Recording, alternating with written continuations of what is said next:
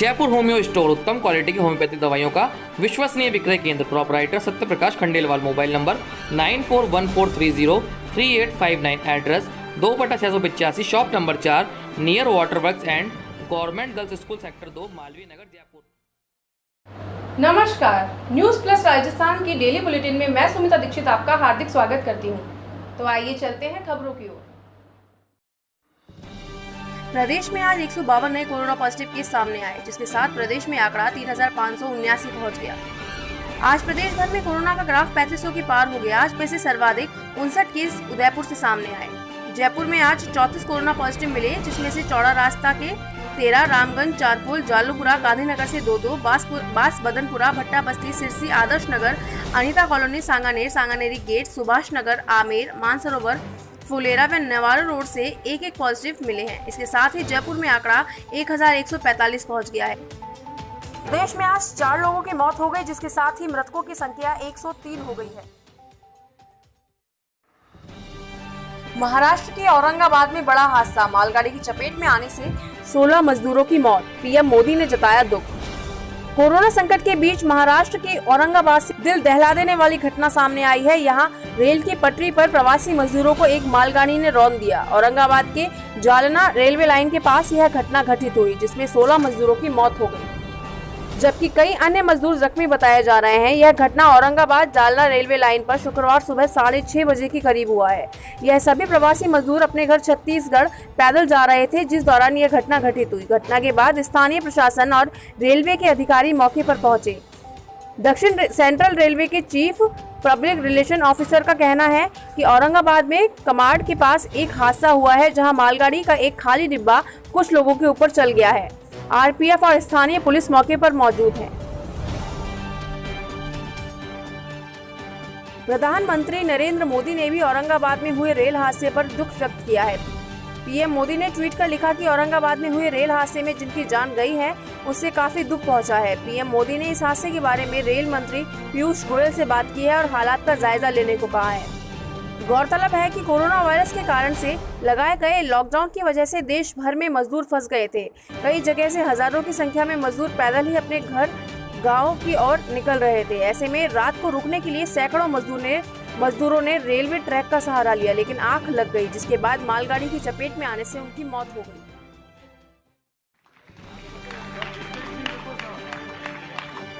व्यापार महासंघ सांगानेर ने किया पुलिस बल फ्लैग मार्च का फूलों से स्वागत। व्यापार महासंघ सांगानेर के मीडिया प्रभारी पुरुषोत्तम बचानी ने बताया, सांगानेर में स्थित मुख्य बाजार तिराहे पर पुलिस बल योद्धाओं का भव्य स्वागत हुआ। पुलिस बल योद्धाओं में डीसीपी पूर्व Rahul Jain, additional SP Manoj Chaudhary, ACP Poonam Chand Bishnoi, Sanganer थाना इंचार्ज शिव दयाल सिंह, मालपुरा गेट थाना इंचार्ज नेमी चंद चौधरी एवं समस्त पुलिस बल के साथ सांगानेर के मुख्य बाजारों में फ्लैग मार्च किया। पुलिस बल की संख्या लगभग 1000 के लगभग थी। व्यापार महासंघ सांगानेर के संरक्षक त्रिलोक चौधरी, अध्यक्ष शिवराज सोनी, वरिष्ठ उपाध्यक्ष उत्तम चंद बच्चानी, महामंत्री ओम प्रकाश शर्मा, बाबूलाल टोडावत, धनालाल चतरानी, घनश्याम साहू, समस्त व्यापार महासंघ ने फूलों से स्वागत कर भारत माता की जयकारे लगाकर स्वागत किया। जगह जगह पर पुलिस बल योद्धाओं का भव्य स्वागत हुआ।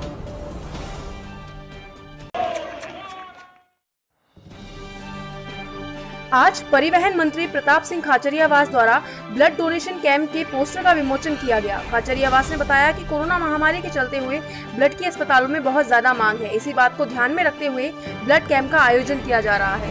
कैंप में आने वाले डोनर्स 12 मई तक फॉर्म भरकर रजिस्ट्रेशन करवा सकते हैं। ब्लड कैंप का आयोजन 13 मई को 10 बजे बंगला नंबर 48 सिविल लाइन पर किया जाएगा।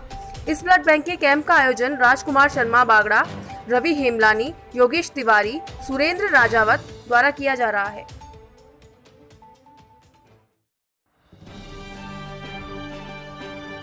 खातीपुरा रोड स्थित आईसीआईसीआई बैंक एटीएम में करीब 7 फुट लंबा सांप घुस गया, जिसके बाद लोगों में अफरा तफरी मच गई।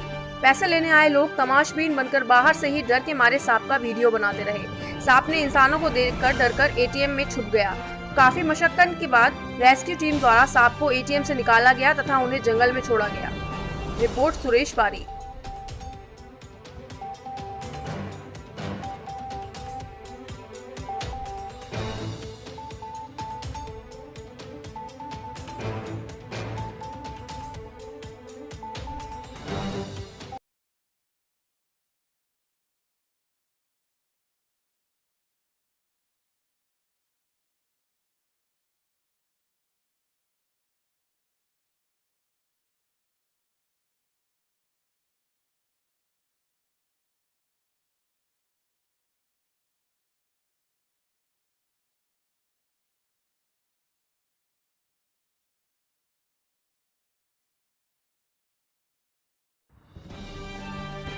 झालाना डूंगरी विकास महासंघ जयपुर अध्यक्ष दिनेश चंद गुप्ता ने आज मुख्यमंत्री अशोक गहलोत को पत्र लिखकर मांग की।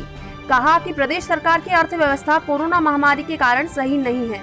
सरकार के पास जो टैक्स से आय होती थी वह भी नहीं हो रही है एवं केंद्र सरकार भी राज्य को कोई बड़ा पैकेज नहीं दे रही है। इस समय अतिरिक्त राजस्व जुटाने बहुत जरूरी है, इसलिए राज्य सरकार गंभीरता से विचार कर शराब जैसी वस्तुएं जो अत्यावश्यक नहीं है उस पर कोरोना टैक्स से 100% लगाया जाना चाहिए।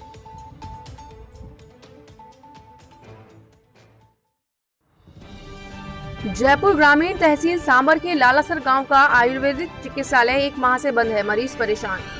लालासर के राजकीय आयुर्वेदिक चिकित्सालय में 1 माह से ताला लगा होने से मरीजों को प्राथमिक उपचार के लिए भी परेशानी हो रही है। समाजसेवी राजेश शर्मा और प्रदीप भारद्वाज, हरलाल चौधरी व फूलचंद कुमावत आदि ने बताया कि कोरोना के कारण लॉकडाउन होने के बाद से ही चिकित्सालय में ताला लगा है। गर्मी, बुखार, जुकाम व अन्य साधारण बीमारियों पर लोगों को दूर दराज जाना पड़ता है।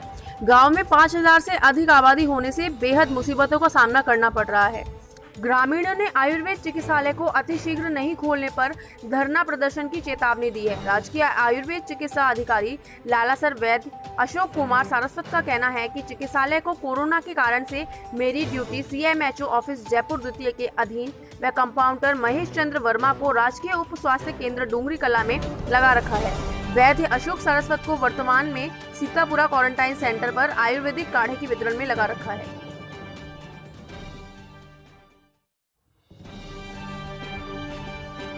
पत्थरों से तुल रहे गेहूं, जनता किससे करे गुहार। जिम्मेदारों की बेरुखी के चलते गरीबों की निवालों पर डाका। बांदीकुई क्षेत्र में डीलरों की मनमानी का मामला।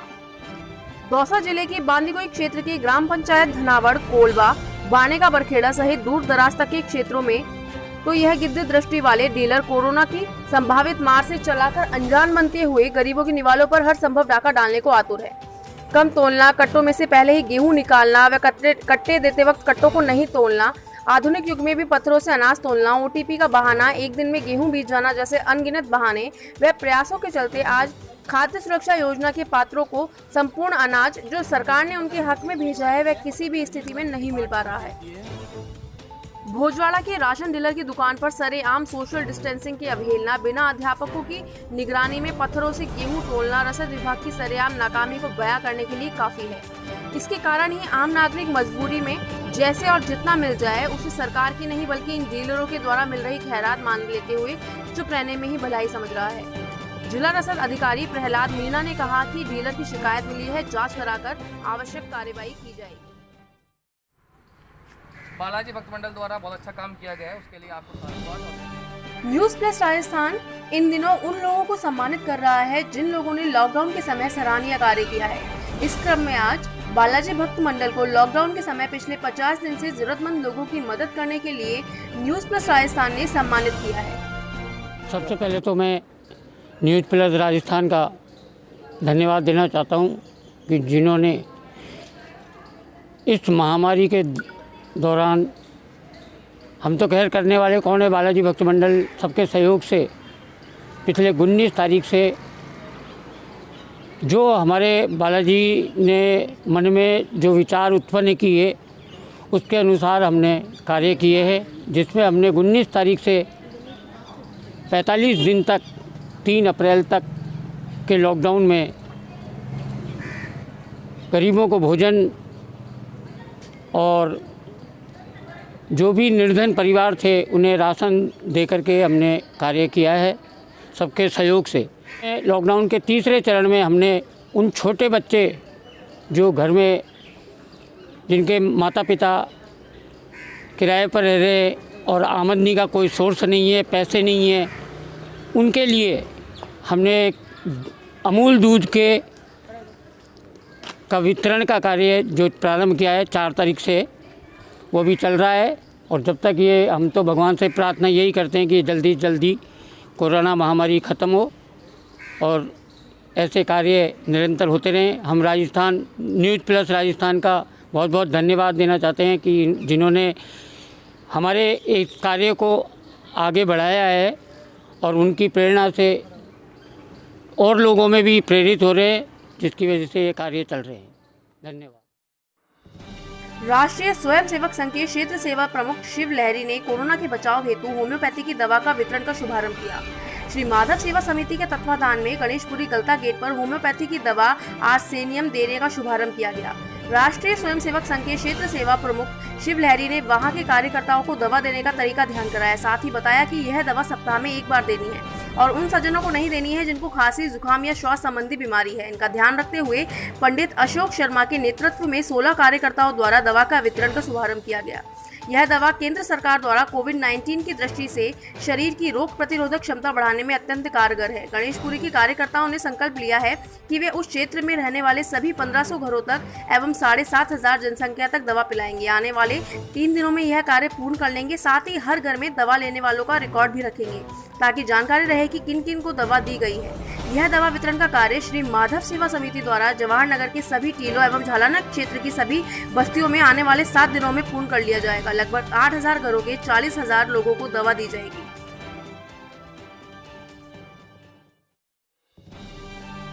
एक मजदूर का दर्द क्या होता है, खुद उसके मुंह से सुनो उसके मन की व्यथा और मजबूरी। हम मजदूरों को गांव हमारे भेज दो सरकार, सूना पड़ा घर द्वार।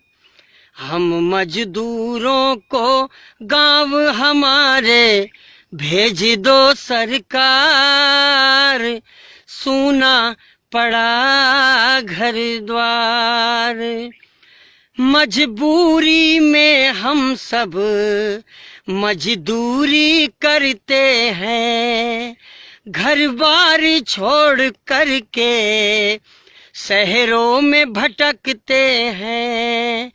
हो मजबूरी में हम सब मजदूरी करते हैं, घर बार छोड़ करके शहरों में भटकते हैं। जो लेकर हमको आए वो ही छोड़ गए मझधार, कुछ तो करो सरकार। हम मजदूरों को गांव हमारे भेज दो सरकार, सूना पड़ा घर द्वार। हमको न पता था कि ये दिन भी आएंगे, कोरोना के कारण घरों में सब छिप जाएंगे। हमको न पता था कि ये दिन भी आएंगे, कोरोना के कारण घरों में सब छिप जाएंगे। हम तो बस पापी पेट के कारण झेल रहे हैं मार, कुछ तो करो सरकार। हो सूना पड़ा घर द्वार।